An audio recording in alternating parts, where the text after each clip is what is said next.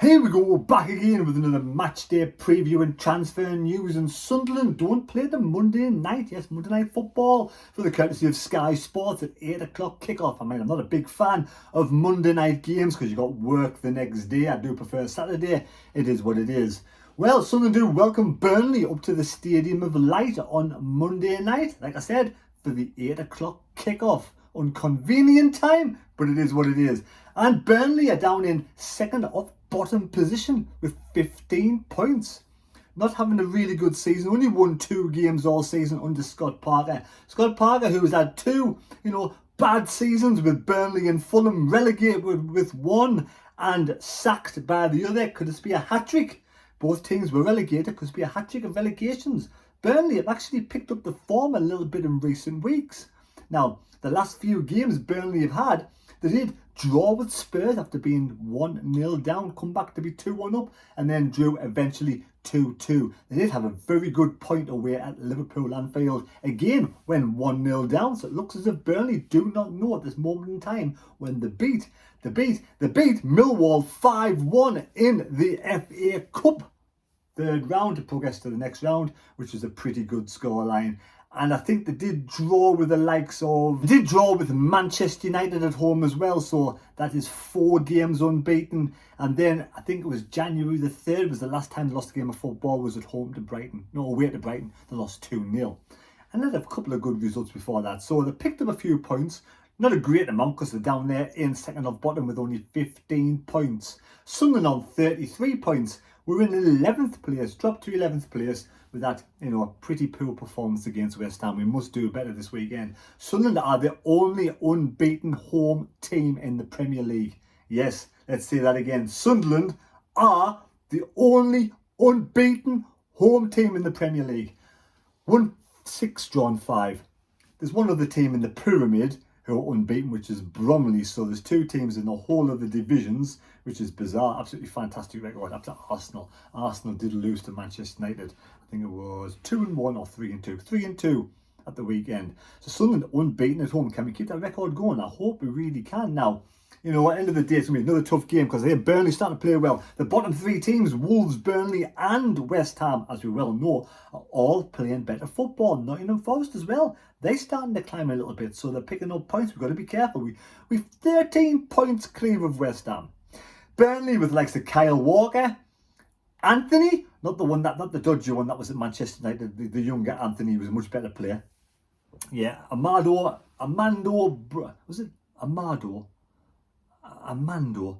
Broja, the striker for Burnley. So they've got some quality players in there, and I'm sure they'll have a good following up the stadium night on Monday night. Now, Sunderland have let a couple of players go in recent days.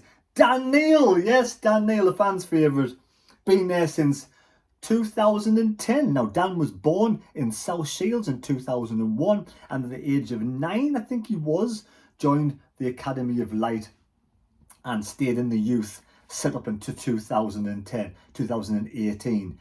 Then he progressed into the first team. Now, I can remember back in the day when I think it was during COVID lockdown, possibly when there was nobody in the ground. I remember him putting a wonderful ball through to Will Grigg, and Will Grigg, I think Will Grigg actually scored that goal, one of his few goals he scored for Sunderland.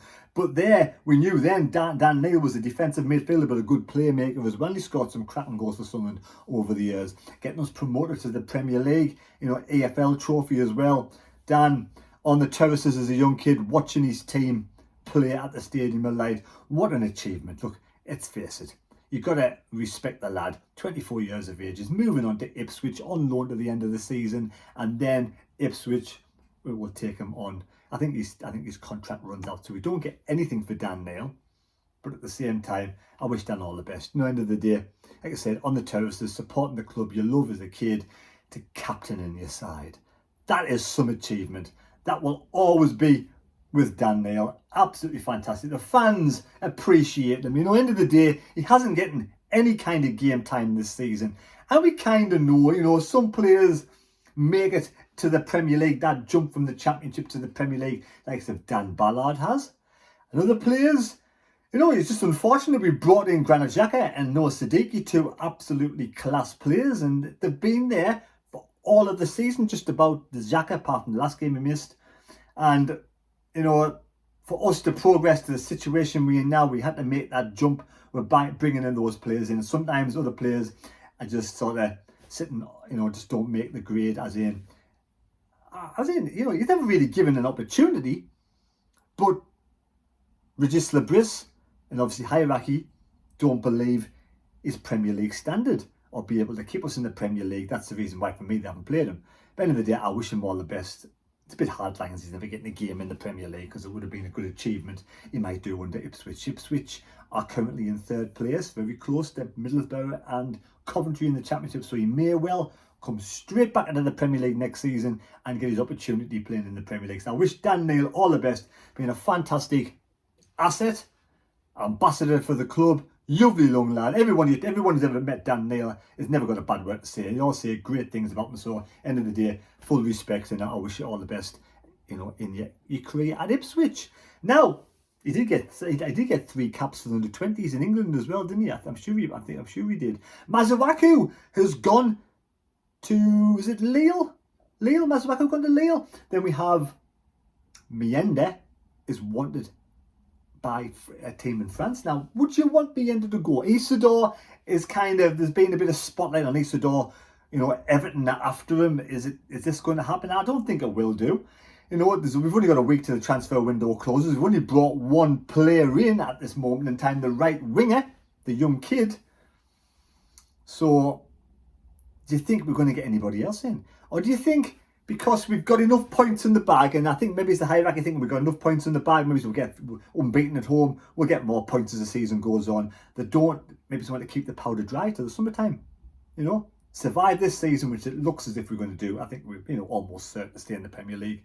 So they keep the powder dry, and then they build in the summer again. That's just my opinion. It looks to me as if that's what they're going to do, unless other players are let go. Like, you know, we've lost Dan Neil, Masuaku has gone now on loan, I think it is, the end of the season, and Miende. Now, I like Miende. He's not a right winger, being played out of position in recent weeks. He's a striker for me, but Isidore, Miende, Robbie, keep them all. Now, there's a young lad, well, not so much young these days, he's 27 years of age, but would he suit Sunderland? Well, it might help if I pressed record. Yes, the club sponsor, not the club sponsor, it is a club sponsor. Wolf Competitions do sponsor Sunderland AFC, and they also sponsor Sunderland SFC Fan TV. This channel, pop over there, the Wolf Competitions. You know, it's better than going on your Daft Bingo websites and on your gambling sites, and probably better than going on the National Lottery site, to be honest, because you've got a better chance of winning. People have won 80 grand on Wolf Competitions. They won 8 grand, they won 300 quid. They won all sorts of prizes, TVs, laptops, the lot. You can win from tiny amounts of 30 pence a go to a £2 a go. You can win all sorts. Have a pop over, try your luck. You may come up trumps. Cheers, Wolf Competitions, for sponsoring the channel. Right, back to the match preview. Oh, I'm back.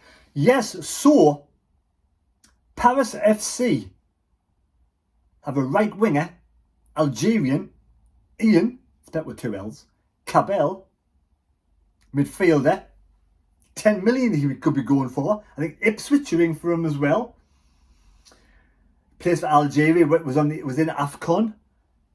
He scored something like 7 goals and created 5 assists in 19 games. And that's what we're missing from a winger at this moment in time. Yes, we've got that young kid from the Ivory Coast, but he's not ready yet. Bit of an injury, might not be ready. Maybe might not even be, you know, ready for the full season. So we need someone to come in. You know, Traore is missing. When's he due back? I'm not sure. So Ian Cabell could fit in as the right winger, who would be able to get some balls in the box, just like Nordy did, Mukeli did at the weekend for Brobby.